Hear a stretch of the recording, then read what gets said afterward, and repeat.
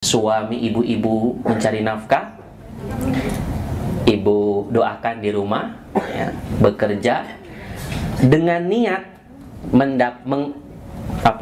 mengharap ridhonya Allah atau bertemu dengan Allah pada hari kiamat, maka setiap gerakan langkah kakinya dalam mencari nafkah akan bernilai ibadah. Jadi ketika sudah membangun rumah tangga itu pahalanya banyak. Dari mulai bangun tidur sampai tidur lagi itu pahala. Ya, suami mencari nafkah, istri menjaga di rumah. Begitu ya. Ada istri yang menjaga harta suami di rumah, menjaga anak, mengurus dan lain sebagainya, bernilai pahala. Artinya di dalam kegiatan kita, keseharian kita bersama suami yang di rumah, ini ibu-ibu ya, semuanya bernilai pahala. Asalkan tadi ibu-ibu bahwa suami ibu adalah imam ibu-ibu. Itu yang paling penting. Posisinya adalah sebagai pemimpin. Ketika ibu mentaatinya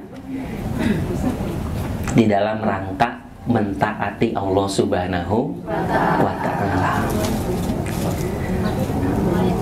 Bahkan di sini ketika seorang suami memberikan nafkah pada istri dan anaknya, itu bernilai sedekah. Ibu-ibu kemudian menafkahkan untuk kebutuhan, keperluan keluarga yang dibolehkan syariat, maka bernilai sedekah. Prosesnya halal, ya, dalam mencarinya, inputnya, kemudian ibu keluarkan untuk jalan yang halal, hasilnya halal. Contoh, ibu punya harta, ibu belanjakan untuk kebutuhan keluarga, maka nilainya pahala, sedekah. Beda cerita ketika ibu dapatkan dari yang halal, kemudian diproses, dikeluarkan dalam jalan yang tidak diridhoi oleh Allah Subhanahu wa Ta'ala, maka hasilnya menjadi haram. Contoh, ibu dapat dari pemberian seseorang, kan mendapat harta itu banyak jalannya, Bu. Ada jalan bisnis, ada jalan usaha, ada jalan sedekah, ada jalan tabaruk, ibu-ibu mendapatkan dari orang lain, atau jalan yang dipaksa, itu jalan warisan. Itu jalan yang dipaksa, Bu. Warisan. Dipaksa, ibu dapat 1/8 kalau punya anak. Dipaksa, walaupun hartanya 5, contoh hartanya 2 miliar lah, ya, 1/8, ibu cukup 1/8. Nggak bisa menguasai 2 miliar. Punya suami, meninggal suaminya, ibu kuasai 2 miliar, nggak bisa buat saya. Nggak, ibu cukup 1/8. Dipaksa. Itu dengan jalan warisan 1/8, 250 juta. Cukup nggak? Cukup. Iya. Ya. Ibu punya anak, sisanya buat anak-anak. Anak laki-laki, anak perempuan, dua-duanya dapat, cuma bedanya laki-laki 2 banding perempuan. Sisanya 875 juta, berarti buat anak laki-laki 2 banding anak perempuan. Kalau ada anak laki-lakinya 2, 500 juta. Ini kalau 2 miliar ya, 500 juta, 250 kan banding 2, ya kan? Sisanya buat anak perempuan tuh 250 juta. Kalau 2 miliar masing-masing anak perempuannya. Itu dengan cara dipaksa, ibu-ibu. Jadi jalan mendapatkan harta itu banyak, tapi kita perlu pastikan cara mendapatkannya. Jangan sampai tadi sodakoh pun sodakoh yang diperoleh dari jalan yang bukan haknya. Warisan pun dengan jalan yang bukan haknya. Itu juga yang kita perlu pastikan.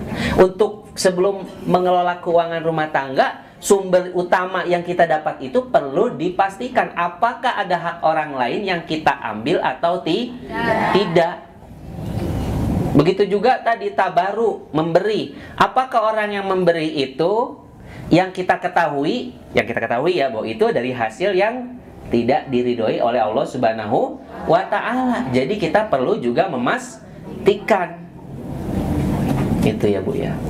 Oleh karena itu sudah sepatutnya ini mohon disampaikan kepada para ayah gitu ya, untuk mencari nafkah. Yang satu harus ya berusaha mencari nafkah. Yang kedua berniat mendapatkan pahala. Dua ini harus ada dalam diri seorang suami. Satu, dia berusaha mencari nafkah apapun itu bentuk pekerjaannya, yang penting halal, yang dibolehkan oleh agama Islam. Yang kedua, punya niat mencari pahala Allah Subhanahu wa Ta'ala. Kalau dia hanya sekedar mencari rutinitas, nggak ada nilai pahalanya. Tapi kalau dia langkahkan kakinya dari rumah menuju tempat kerjanya karena mengharap ridhonya Allah, paling Allah, maka bernilai ibadah yang didapatkan berkah. Ya oleh karenanya kita landaskan semuanya niatnya niat baik. Ibu pun ketika bekerja mendapatkan izin dari suami, misal yang bekerja di sini mendapatkan izin dari suami, maka harus menjaga ketentuan-ketentuan Islam dalam dunia pekerjaan. Kalau ibu-ibu bekerja, kalau tidak, alhamdulillah di rumah misalnya pasrahkan kepada Allah, suami bekerja. Ini kalau tidak bekerja ada yang ketidakseimbangan nanti. Maka di sini kita dapat menggolongkan manusia menjadi tiga. Satu, manusia yang pertama itu yang meremehkan mencari nafkah untuk keluarga. Biasa. Jadi menganggap itu hal sepele. Ya, pahala ia mampu mencarinya, maka ini hukumnya dosa. Pahala itu gampang dicari. Jadi menyepelekan mencari nafkah ini dosa. Karena keberlangsungan keluarga itu perlu adanya harta. Ya Bu ya. Maka daripada itu, ketika ada yang meninggal misalnya, itu hartanya jangan disimpan. Kalau ada yang meninggal udah diberikan haknya pada ahli waris. Kesian, karena keluarga itu butuh keberlangsungan hidup. Perlu disampaikan amanah itu kepada yang berhak menerimanya. Ya. Ini Allah Subhanahu wa Ta'ala langsung berfirman. Jadi sistem Islam itu sudah Allah atur dengan rapi ya. Ya, terima kasih Bu. Sudah Allah manage dengan baik dan penuh keadilan. Allah sendiri yang menyampaikan dalam firman ini, tidak ada perantara nabi. Di dalam surat An-Nisa ayat 11 ayat 12 tentang warisan itu Allah sendiri nggak ada perantara malaikat. Jadi memang itu sudah Allah pastikan keadilannya. Gitu ya. Sebesar walaupun itu warisannya cuma bernilai 20 juta, itu perlu jangan sampai satu orang memakan 10 juta, yang lain dibagi-bagi rata, nggak boleh. Ada hukum Allah. Karena kita sebagai khalifah di muka bumi ini yang menjadi wakilnya Allah perlu mengikuti rambu-rambunya agar kita selamat dunia akhir. Ada rambu-rambunya Bu. Kita nggak bisa baca Quran misal ya asal, ada ilmunya. Oh ya, biar doa kita dikabul bagaimana? Kita ada aturannya. Agar apa? Agar diterima. Ini contoh Bu. Jadi semuanya ada rambu-rambunya, ada aturan-aturannya. Oleh karena itu jangan sampai kita melanggar. Termasuk yang kita bicarakan siang ini adalah mencari harta. Bagaimana mengelolanya nanti. Itu ya. Maka kalau meremehkan untuk mencari nafkah keluarga, ini dosa. Maka daripada itu wajib dalam Islam itu mencari, bekerja ya. Bekerja itu wajib. Kalau tidak bekerja menjadi beban. Jadi sebenarnya kalau misalnya beda cerita Bu nih. Kalau misalnya dia tidak dapat pekerjaan, beda cerita. Kalau dia memang sudah malas, ini yang salah. Itu ya. Yang kedua, ada orang yang memberi nafkah kepada keluarganya hanya karena sudah jadi kebiasaan adat. Nah ini, ia tidak berniat juga untuk dapat pahala Jadi mencari nafkah dianggap sah, tetapi tidak diberikan pahala. Jadi biasa saja ini mah. Keluar rumah untuk mencari nafkah biasa saja. Ini udah kegiatan dia sehari-hari, tidak ada pahalanya. Oleh karenanya tadi harus ada dua yang kita harus miliki ya. Mohon disampaikan nanti pada suami. Satu, wajib mencari nafkah, apapun itu pekerjaan yang penting halal. Yang kedua adalah niat. Membangun niat dalam diri, memperbaiki niat dalam diri bahwa kegiatan mencari nafkah ini adalah dalam rangka mencari ridhonya Allah, mencari pahalanya Allah. Kan kita perlu berbekal, Bu, menuju pertemuan dengan yang maha segalanya, yang menciptakan kita. Perlu bekal. Bekalnya itu salah satunya ya suami mencari nafkah dengan niat tadi mendapatkan ganjaran dan pahala Allah Subhanahu wa ta'ala.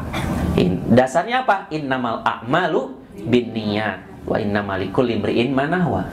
Sesungguhnya setiap pekerjaan kan itu didasarkan pada niat. Setiap orang akan mendapatkan apa yang ia niatkan, termasuk ke majlis taklim. Apa niat kita?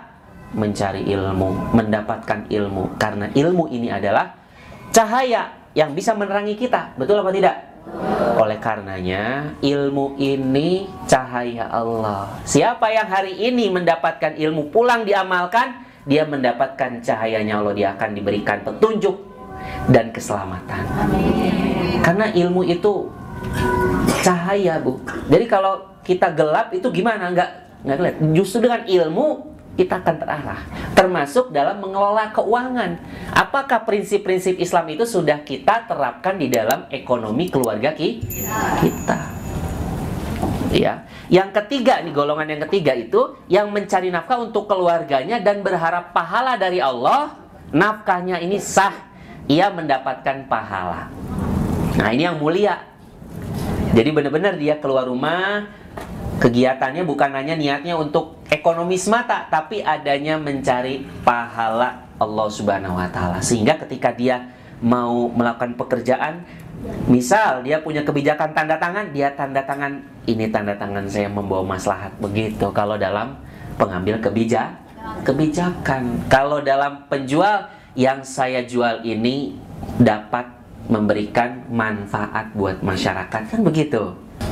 Nah, saya langsung sebutkan hadisnya. 1 dinar yang engkau keluarkan di jalan Allah, lalu 1 dinar yang engkau keluarkan untuk memerdekakan seorang budak, lalu 1 dinar yang engkau keluarkan untuk 1 orang miskin, dibanding 1 dinar yang engkau nafkahkan untuk keluargamu, maka pahala yang lebih besar. Anak mau jajan, ibu mau sedekah, anak dulu, itu lebih besar pahalanya. Atau nafkah buat ibu makan terlalu ngirit, pengen makan, ntar aja, aduh jangan, udah keluarkan, nggak usah, ntar Allah kasih. Cuma saya mau menyampaikan kepada ibu-ibu, tingkatkan takwa. Iya, tingkatkan sedikit. Udah getol ini, tingkatkan lagi. Allah akan berikan rezeki dari arah yang tidak disangka. Itu yang mau saya sampaikan, ibu-ibu. Ini tauhid kita kuatkan, tingkatkan takwa kita kepada Allah dalam arti menjalankan perintahnya, menjauhi larangannya. Yakin.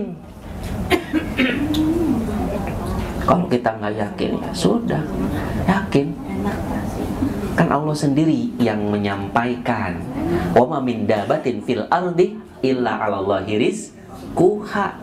Tidak ada makhluk ya di muka bumi ini yang tidak ada rezekinya.